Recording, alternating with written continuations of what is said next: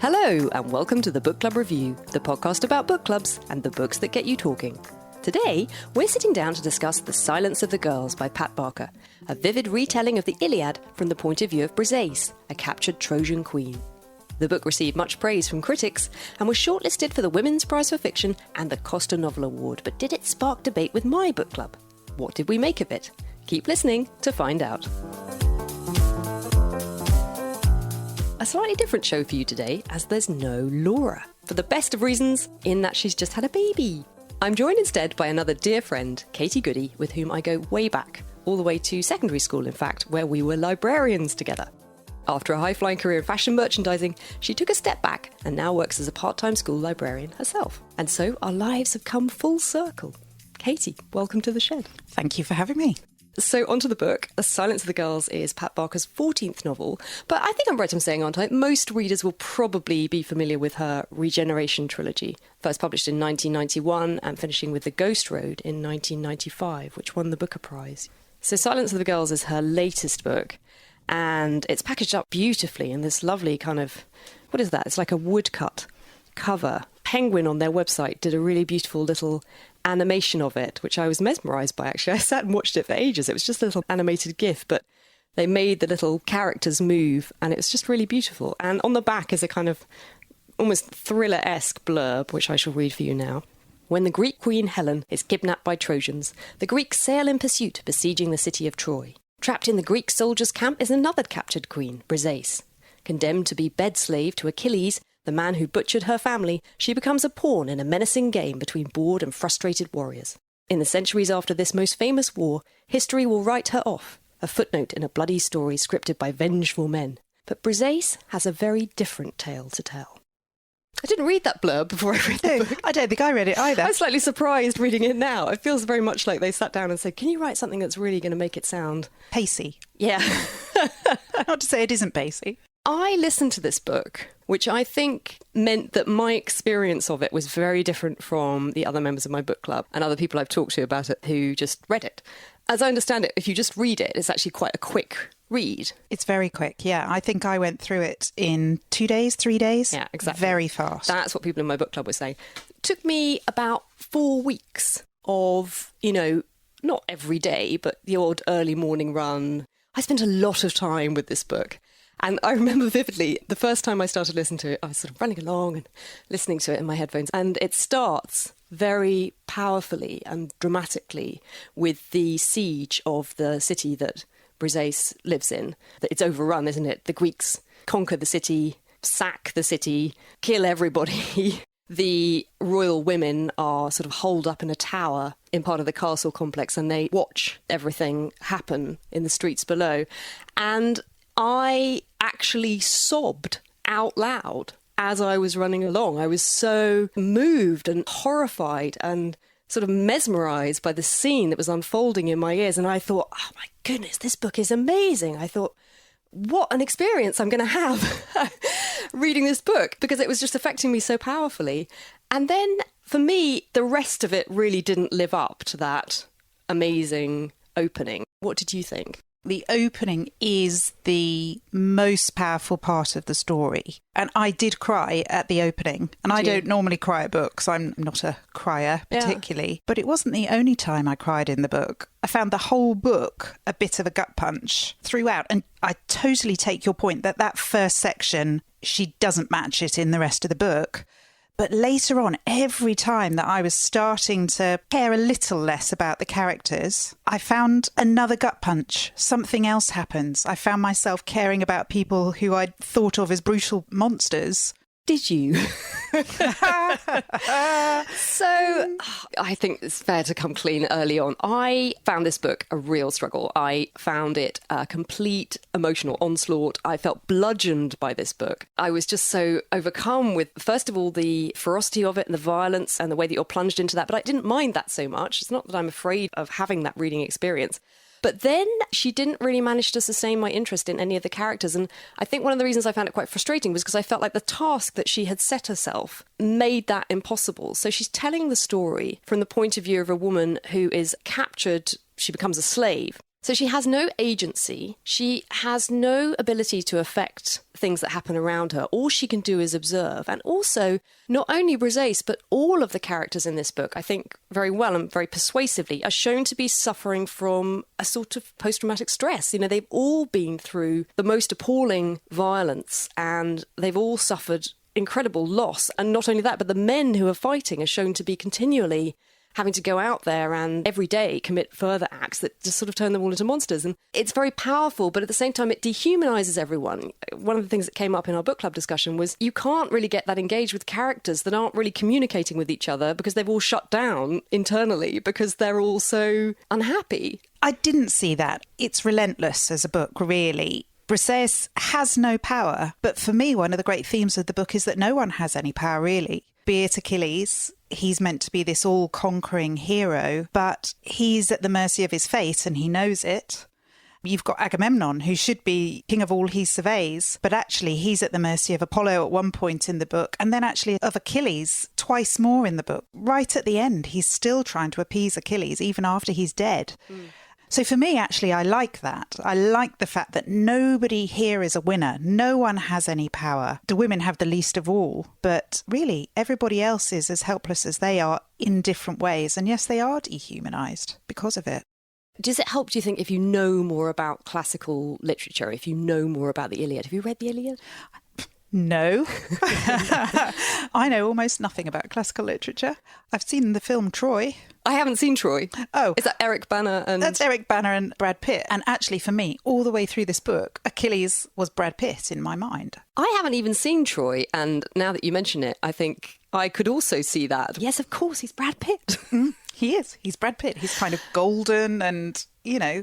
And actually, I found that quite helpful. I know that sounds a bit bizarre, but... For me, reading it, not listening to it, and visualising, I found it quite helpful to have Brad Pitt starting off as this golden hero, this warrior, shouting his war cry from the walls of the city and turning into what he becomes by the end of the book. Which is what, a sort of devastated, kind of hollowed out... Yeah. But there was never much to him. I mean, I think this is my problem as well, because one of the things that she does is she's sort of doing two things. She's telling the story from the point of view of Briseis, and she's giving that character who's, I believe, she is mentioned in the Iliad. Yeah.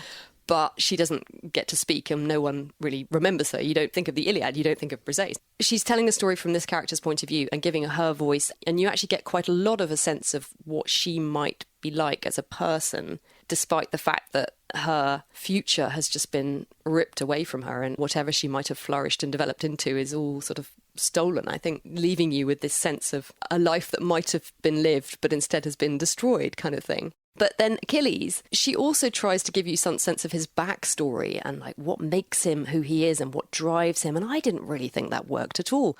I never really got any sense of what he was like inside. It's a very odd situation because his mother is a sea goddess. And so there's this thing about he's sort of half... He's a bit like Kevin Costner in Waterworld, you know, with the gills. He's sort of a... But she couldn't cope with life on the land. And so she returned to the sea and abandoned him when he was, what, 4? 7. And so ever since then, there's been this loss and this yearning for her. And every so often he goes off for a swim and communicates with her. But it's all a bit weird, isn't it? It's kind of not, you know... Well, I doesn't make much sense, that relationship. I wonder if this is where actually a bit of knowledge about classical writing and the role of the gods in it might be helpful, which I haven't got, because the gods move around on the edge of this story, impacting it every so often. And I think the relationship between him and his mum is a tricky one. And I agree with you, I'm not quite sure about Achilles and the way his story develops. Except for me, when he's totally interacting with Briseis or Patroclus. Patroclus? So one of the benefits of listening to the audio is that I have a sort of rock solid certainty about how these things are pronounced. And it was funny because I never even questioned it. You know, when you listen for 4 weeks to people saying all these names to you and, you know, kind of like, oh God, again, when is it going to end? And then when it came to the book club and people were kind of hesitating, I was like, oh, it's this, Patroclus. Yeah.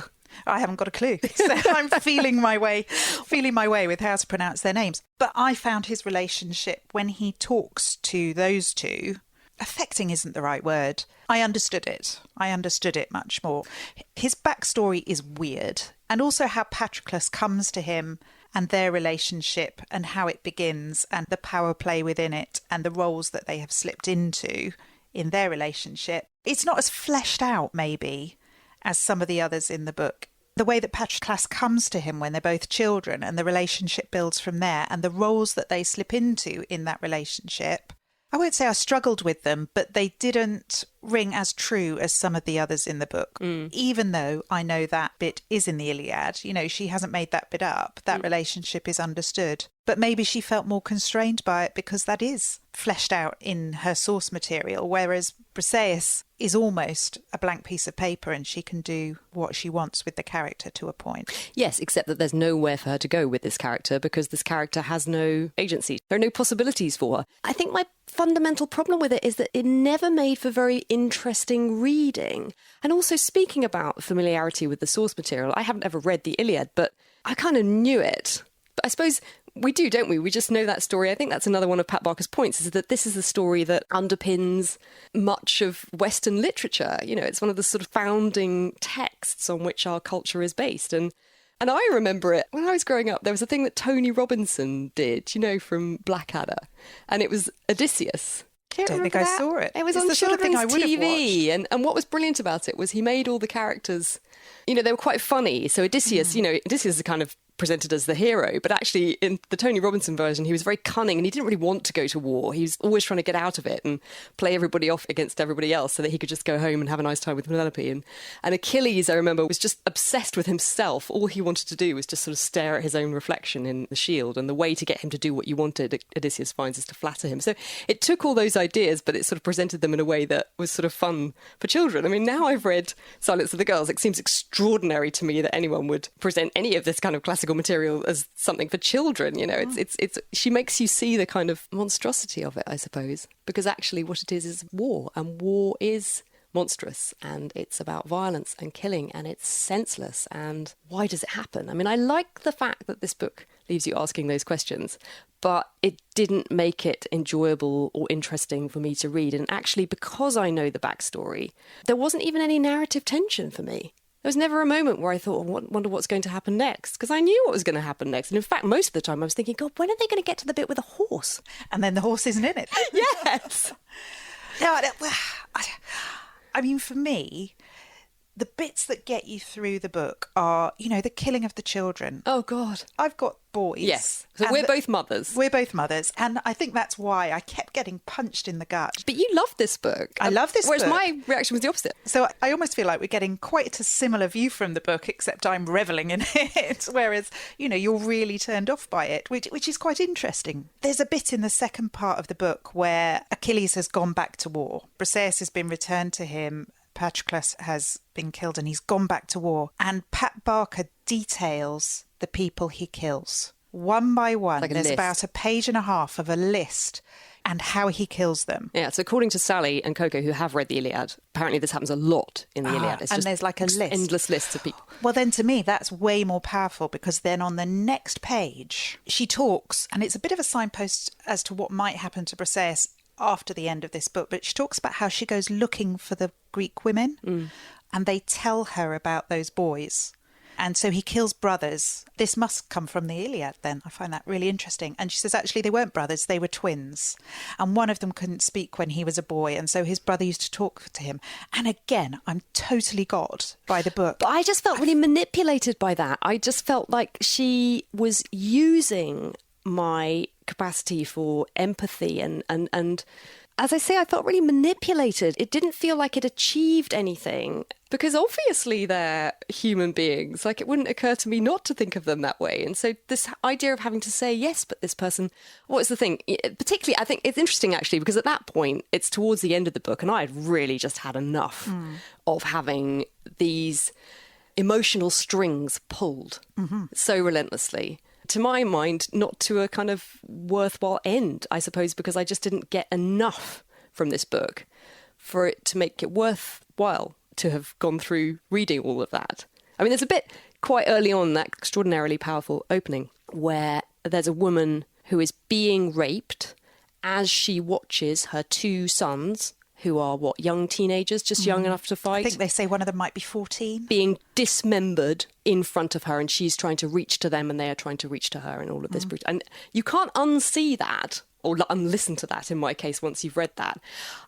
I don't mind going through that experience of reading those things in a book if I feel like the book then gives me something in return, if it teaches me something, or if it gives me an experience that makes it worthwhile for me to have gone through those things. And this is where I felt like this fell down, because I just didn't think it was good enough. I didn't think it earned the right to take me through that, because there wasn't any payoff. There was never any conclusion apart from the very, I think, obvious statement that war is terrible. The position of women in such situations is just appalling, and there's nothing to be done about it except to say, well, let's not have any wars. That would be brilliant. Please, let's not have any wars ever. It doesn't offer a way forward.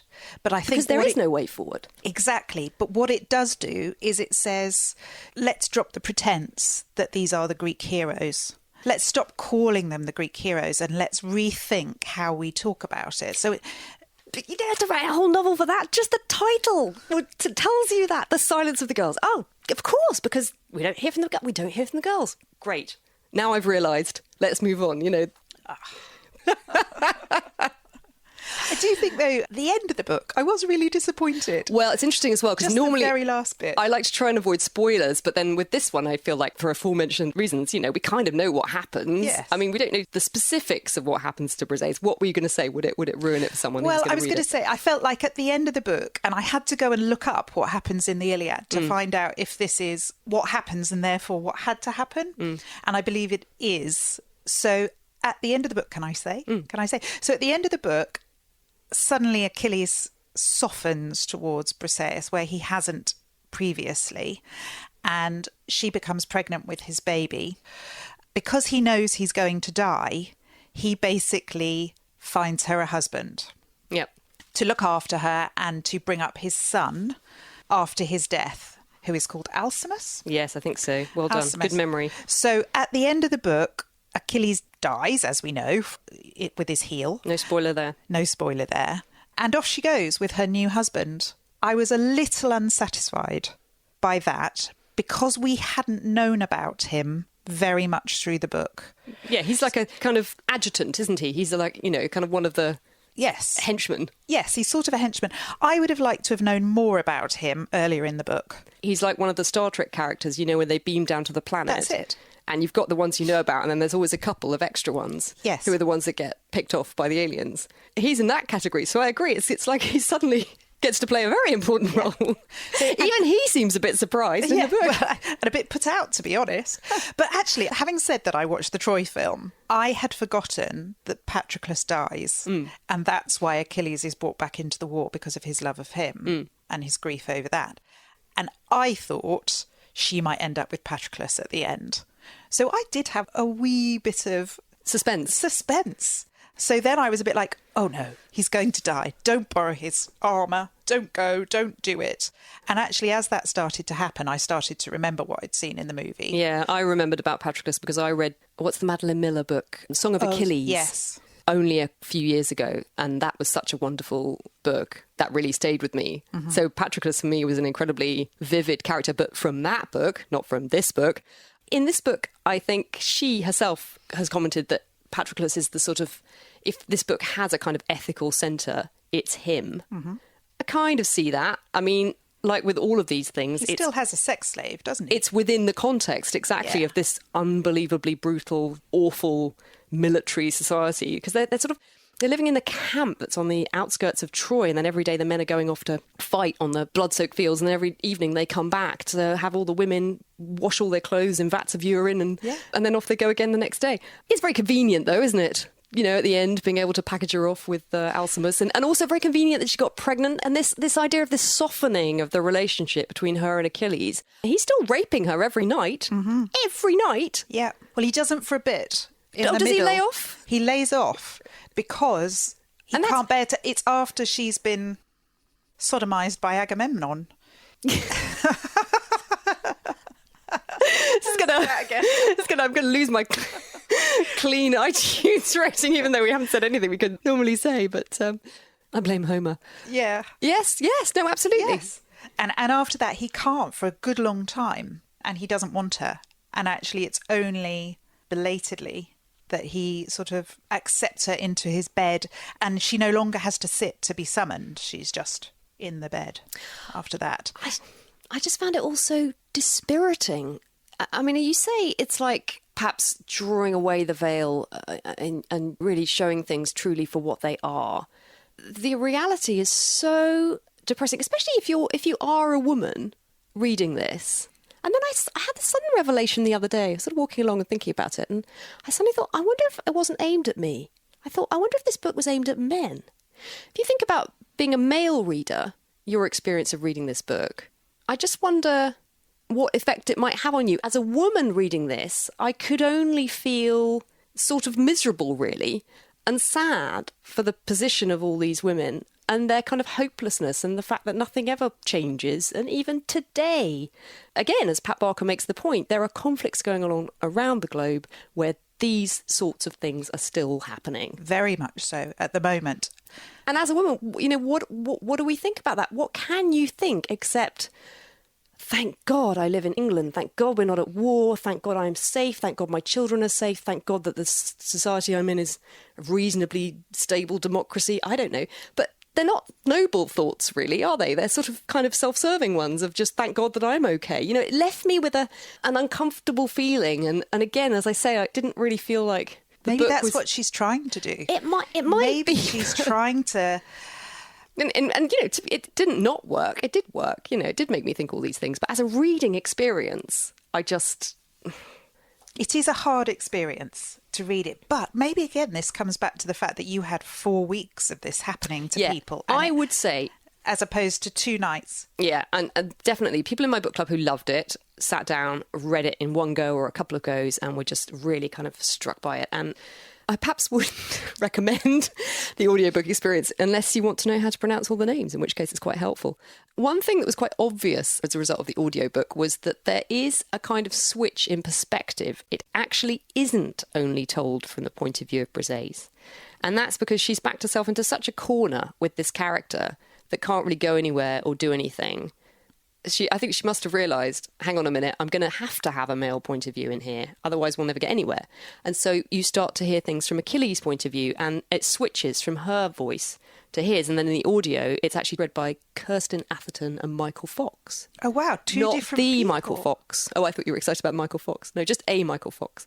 Because when they first read the credits at the beginning, I was like, Michael Fox? Do you mean like Michael J. Fox? Yeah. Oh. But no, just a Michael Fox. Surprisingly. Yes. Yeah, and so it's very obvious in the book when you suddenly get and my book club, actually, even the people who loved the book, we were all united in thinking that didn't really work very well. It felt clunky. I don't see what else you get from this male perspective, except for the fact that it gets her out of this corner where she's able to tell more of a story. I agree with you. I found that a bit strange. I felt like she should either have gone further with other points of view and then sort of changed maybe the title of this book. Yes. Maybe giving it a different title might have made that easier. So either she could have gone further with that or kept it with Briseis observing or maybe hearing things third hand. So people tell her things, which maybe would have increased her sense of powerlessness. She's not witness to some of the things that happen in the book. She only hears them. It's things like that bit that we talked about before where Achilles goes back to war and we hear about the people that he's killed, that list of people. It's strong for me because she has gone out and spoken to their mothers. So she knows about those because she's spoken to the women. So I found that bit very affecting, very moving and very clear. So maybe we needed a bit more of that. She's gone out to bear witness to this. And some of the language is slightly anachronistic in it as well, which, again, I can totally see what she's doing. And I'm the advocate for this book and I love this book. Yeah. But some of the camp language. Oh, God. You know, thanks, lads. Yeah, I'll have this one. Again, particularly excruciating when heard in the audio version. The soldiers speak in a kind of East End... Oh, this is the accent they chose to go, but which is what you're getting from the text, I think. A sort of East End, almost like Guy Ritchie, gore blimey, look at the lights on that. I can't... What am I saying? It's like, I can't even imitate it. Maybe there's a bit I can quote. Perhaps that would be better. There are some really excruciating songs. Particularly where they talk about Helen of Troy. Maybe there was a lot of this in the Iliad, though. You know, maybe it's all very authentic. This comes back to it. Maybe what we need to read is all the books of the Iliad. When he first chooses Briseis, and he holds her by the chin and sort of turns her head left and right as if she was sort of some prize cow or something, and he says, "Cheers, lads, she'll do." You know, so it's that sort of thing, isn't it? Yeah, and it just seems wrong because we're not reading about East End gangsters. We're reading about Greek mythological warriors. Yeah. And what is the idea? To make it something that is relevant and we can relate to. It had the opposite effect on me. It just made me see the contrivances of the book. You know, I hate it when you can see through something. You know, when I'm reading something, I really want to be persuaded by it and carried away, and I want to enter that world, and I don't want things to bring me out of it and make me think, oh, this is a novel written by someone. I can see how on the audiobook, having a male voice suddenly turn up in a book that's meant to give the women a voice, and then talking like that would be disconcerting. And also, perhaps I didn't experience that softening towards the men because they just remain so sort of loathsome in the audio version, because all you hear is the things that they say, and that kind of carries very powerfully in the way that they act. And this sort of idea of their inner lives and what might be making them behave this way is a bit more lost, perhaps. There are a few little funny anachronisms as well that really bothered me, and inconsistencies that really bothered me. You know, God, if you're going to do this, like, at least make it hold up, make it consistent, tie up all your little details. So there's a sort of thing early on where one of the things the women, I mentioned it before, one of the things the women do as part of the work that they have to do in the camp is that they do the laundry, and it's not some lovely room where there's sort of soap and nice fluffy towels and tumble dryers. It's a room where there are vats of urine, and they have to stamp the clothes in the urine because urine gets the blood out. Exactly. And their feet, where they're exposed to the, you know, acidic liquid all the time, are sort of horribly disfigured, and, you know, sort of skin problems because of all of this going on. So she, in sort of typical fashion, paints this in quite a detailed, realistic way and talks about the smell, and you sort of, yes, I can imagine that. Isn't it? That sounds awful.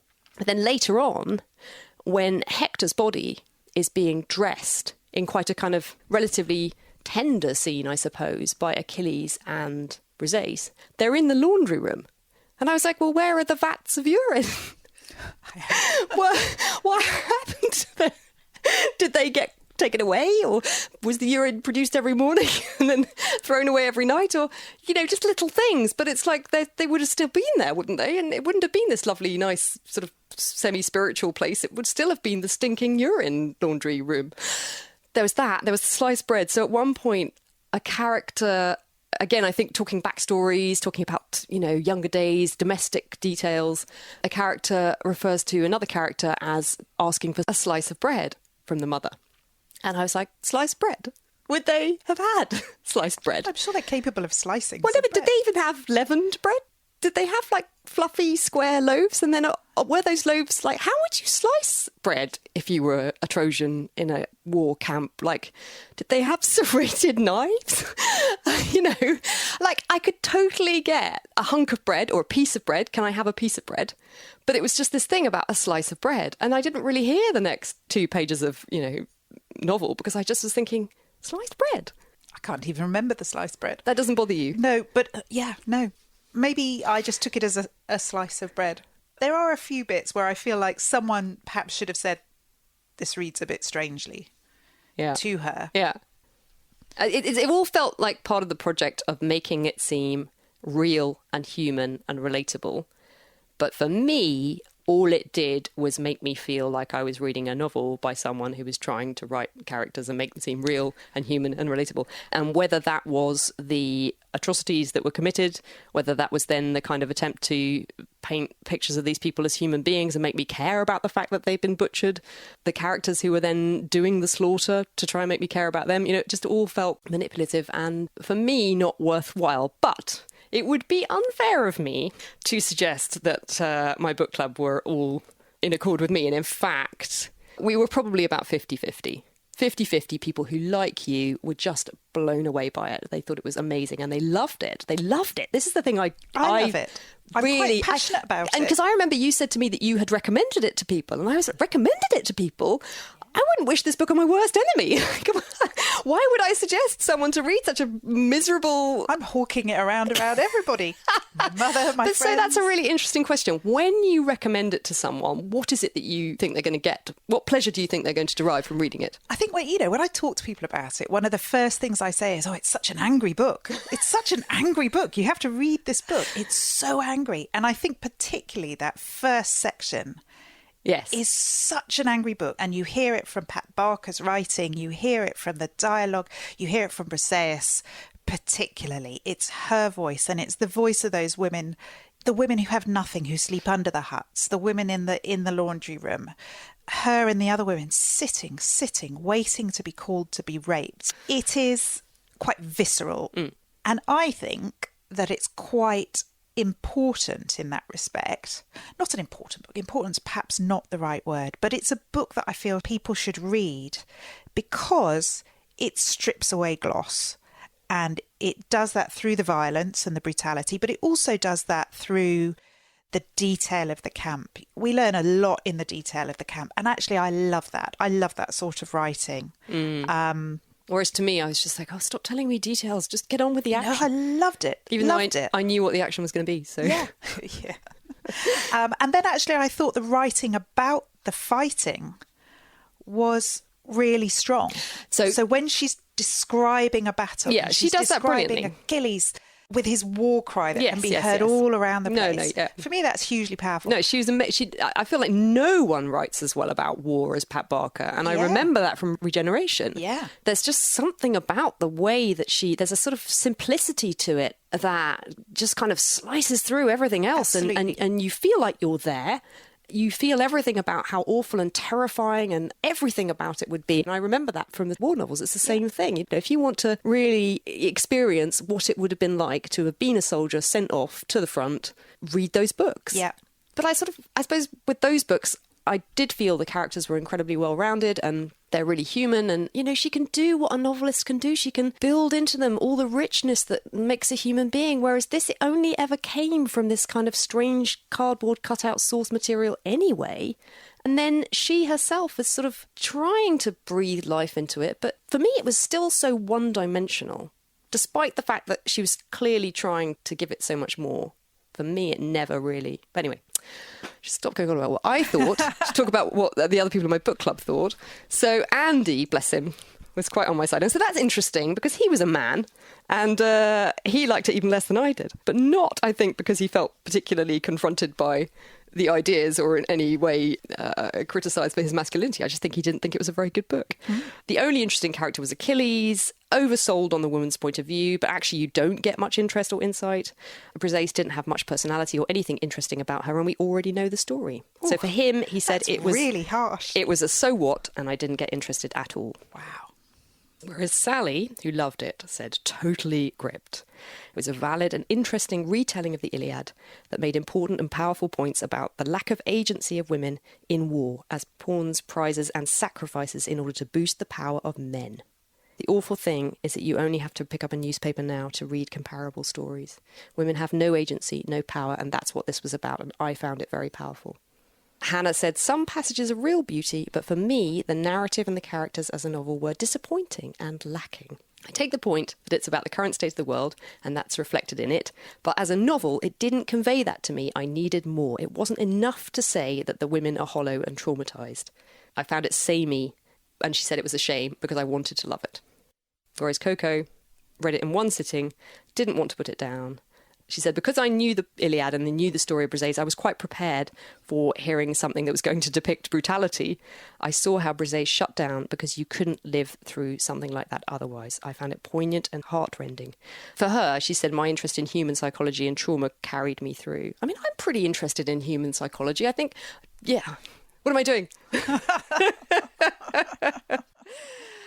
Well, what else can we say? I mean, it was a really great discussion book, I have to say. We really enjoyed discussing it. It's fascinating to me to hear about what people loved about this. It's really, really, really rare for me to have such a strong reaction against a book because I love reading. And generally, no matter what I'm reading, there's always something.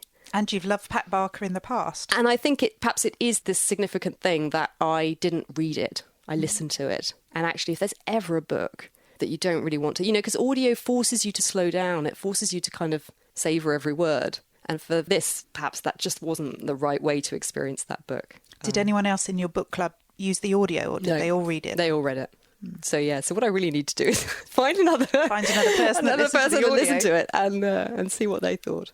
But yeah, so I don't know. I mean, listeners, you'll have to make up your own mind whether you think it would be good for your book club. I think while I couldn't imagine recommending it to anyone as a read, I would definitely recommend it as a book club book because it was really interesting. And yeah, if you almost need that kind of perspective shift, which I didn't really think I did, but yeah, I suppose it's got a powerful point to make and quite an interesting one.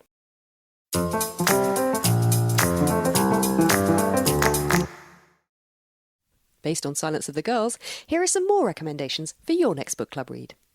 It's the obvious companion read, and I didn't listen to it on audiobook, so I don't actually know how you pronounce it. I always say Circe, or Circe. You all know it, listeners, you know this book, but you may not have read it yet. It is the story of the daughter of Helios, god of the sun, mightiest of the Titans, and she doesn't quite fit into the heavenly halls, and so she seeks out the mortal world for companionship, and she discovers that she does possess power in the form of witchcraft, which can transform rivals into monsters and menace the gods themselves.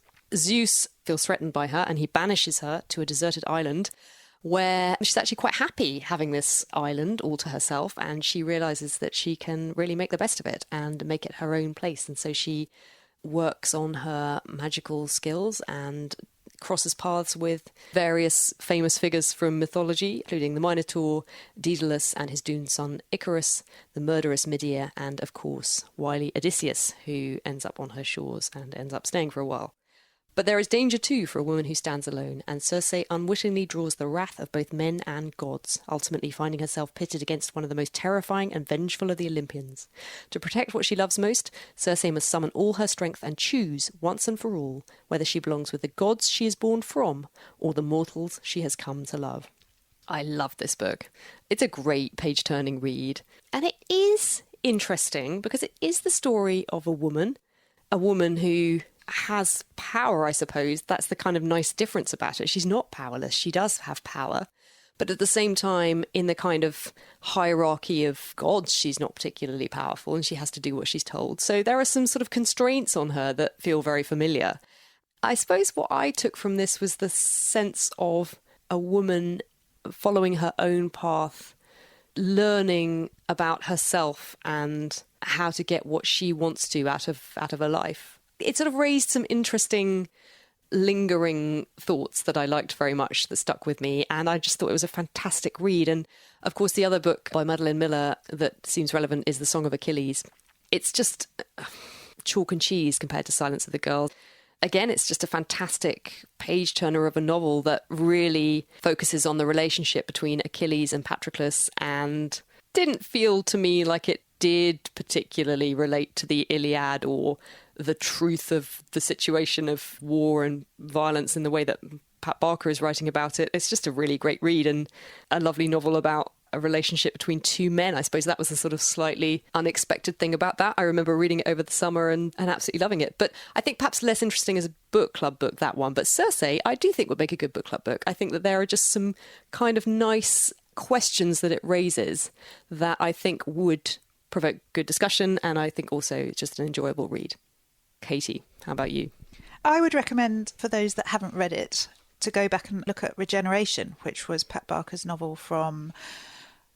can't remember when.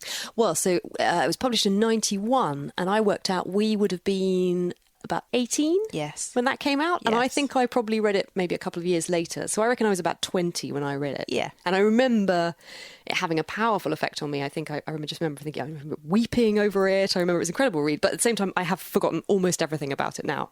So worth a revisit, I would say. I mean, it's the story of officers who have been sent back from the front. It's a First World War novel, but it's not set at the front. Particularly, it talks about some of the war poets, so real people that you would have heard of, and it's a slightly fictionalised account. Sigrid Sassoon. Sigrid Sassoon is in it. Wilfred Owen is in it.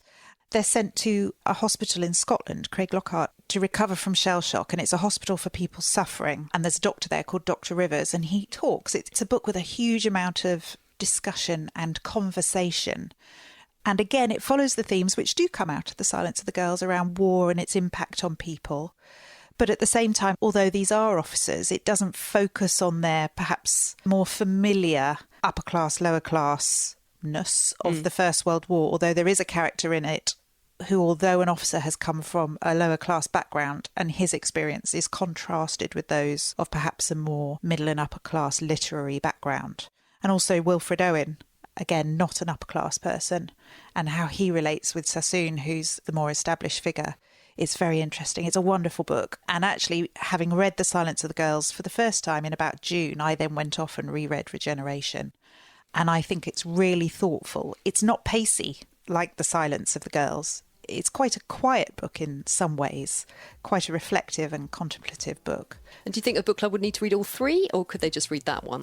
Well, I just read that one this summer. It works as a standalone. Absolutely. I think when I get through my enormous stack of books next to my bed, I probably will go back to the other two. But yeah, you could definitely read it by itself. Yeah. That sounds great.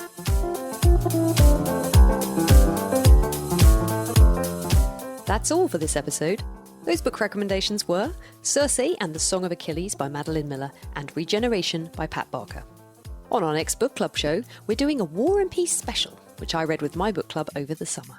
Listen in to hear how we felt about this Russian classic, about which historian Simon Sharma has written, "There is no book quite like it. No book that encompasses almost the whole of humanity and which collapses the space between ink and paper and flesh and blood so completely that you seem to be living it rather than reading it." But did it make for a good book club read? Is it possible to do such a long work for book club? Listen in to find out and to hear our strategies for getting through it. And if you missed it, do check out our latest interview with Bea Bishop about her book club with a difference, Bea's Bookshare. Instead of everyone reading the same book, people come with a book they're reading that they want to share. It's a fantastic way of swapping books, meeting new people, and indulging in what Bea calls bookylicious banter. Listen in to hear all about it. That episode is available to download now. If you'd like to see what we're up to between episodes, follow us on Instagram or Facebook at Book Club Review Podcast, on Twitter at Book Club RVW Pod, or email thebookclubreview@gmail.com. And if you're not already, why not subscribe to us on iTunes or wherever you get your podcasts. If you like what we do, please take a moment to rate and review us on iTunes. It means a lot to us, it helps other listeners find us, and thank you. But for now, thanks for listening and happy reading.